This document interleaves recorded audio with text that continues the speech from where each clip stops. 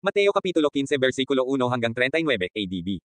Isa, nang magkagayoy nagsilapit kay Jesus na mula sa Jerusalem ang mga Fariseo at ang mga eskriba na nagsisipagsabi. Dalawa, bakit ang iyong mga alagad ay nagsisilabag sa salit-saling sabi ng matatanda? Sapagkat hindi sila nangaghuhugas ng kanilang mga kamay pagka nagsisikain sila ng tinapay. Tatlo, at siya'y sumagot at sinabi sa kanila, bakit naman kayo'y nagsisilabag sa utos ng Diyos dahil sa inyong salit-saling sabi? Apat, sapagkat sinabi ng Diyos, igalang mo ang iyong ama at ang iyong ina, at, ang manungayaw sa ama at sa ina, ay papatayin siyang walang pagsala. 5. Datapwat sinasabi ninyo, sino mang magsabi sa kanyang ama o sa kanyang ina, yaong mangyayaring pakinabangan mo sa akin ay hain ko na sa Diyos. 6. Ay hindi niya igagalang ang kanyang ama. At niwalan ninyong kabuluhan ang salita ng Diyos dahil sa inyong salit-saling sabi. 7. Kayong mga mapagpaimbabaw, mabuti ang pagkahula sa inyo ni Isayas, na nagsasabi. 8. Ang bayang ito'y iginagalang ako ng kanilang mga labi, datapwat ang kanilang puso ay malayo sa akin.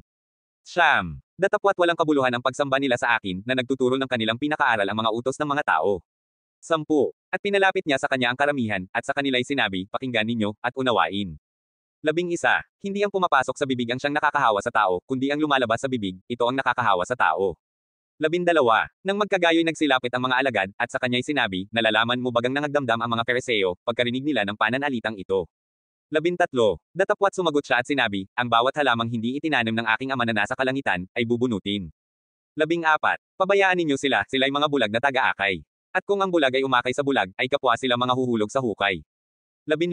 At sumagot si Pedro, at sinabi sa kanya, ipaliwanag mo sa amin ang talinghaga. 16.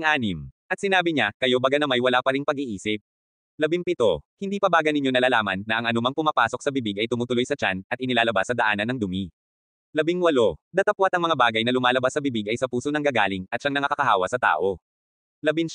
Sapagkat sa puso nang gagaling ang masasamang pag-iisip, mga pagpatay, mga pangangalunya, pakikiapid, mga pagnanakaw, mga pagsaksi sa di katotohanan, mga pamumusong. 20. Ito ang mga bagay na nakakahawa sa tao, datapwat ang kumaing hindi maghugas ng mga kamay ay hindi makakahawa sa tao. 21.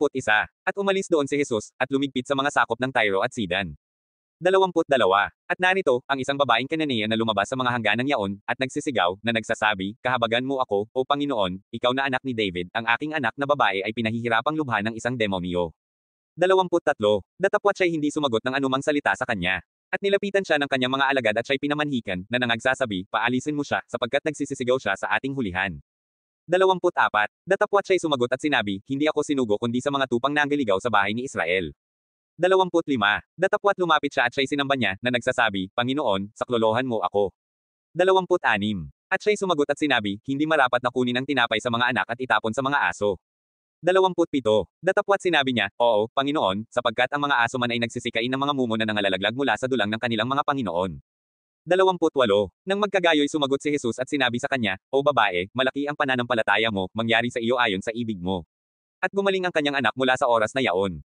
29. At umalis si Jesus doon, at naparoon sa tabi ng dagat ng Galilea, at umahan sa bundok, at naupo doon. 30. At lumapit sa kanya ang lubhang maraming tao, na may mga paylay, mga bulag, mga pipi, mga pingko, at iba pang marami, at sila'y kanilang inilagay sa kanyang mga paanan, at sila'y pinagaling niya. 31. Ano pat nangagtaka ang karamihan, nang mangakita nilang nangagsasalita ang mga pipi, nagsisigaling ang mga pingko, at nagsisilakad ang mga paylay, at nakakakita ang mga bulag, at kanilang niluwalhati ang Diyos ng Israel. 32. At pinalapit ni Jesus sa kanya ang kanyang mga alagad, at sinabi, nahahabag ako sa karamihan, sapagkat 3 araw nang sila'y nagsisipanatili sa akin at wala silang makain, at di ko ibig na sila'y paalisin nangagaayuno, baka sila'y manganglupipay sa daan. 33. At sa kanya'y sinabi ng mga alagad, saan tayo mga kakakuha rito sa ilang ng sapat na daming tinapay na makabubusog sa ganyang lubhang napakaraming tao. 34. At sinabi ni Jesus sa kanila, ilang tinapay mayroon kayo? At sinabi nila, 7, at ilang maliliit na isda. 35. At iniutos niya sa karamihan na magsiupo sa lupa. 36. At kinuha niya ang 7 tinapay at ang mga isda, at siya'y nagpasalamat at pinagputol-putol, at ibinigay sa mga alagad, at ibinigay naman ng mga alagad sa mga karamihan. 37. At nagsikain silang lahat, at nanggabusog, at pinulot nila ang lamabis sa mga pinagputol-putol, na 7 bakol na puno. 38. At silang nagsikain ay 4,000 lalaki, bukod ang mga babae at mga bata. 39. At pinayaon niya ang mga karamihan at lamulan sa daong, at napasa mga hangganan ng magdala.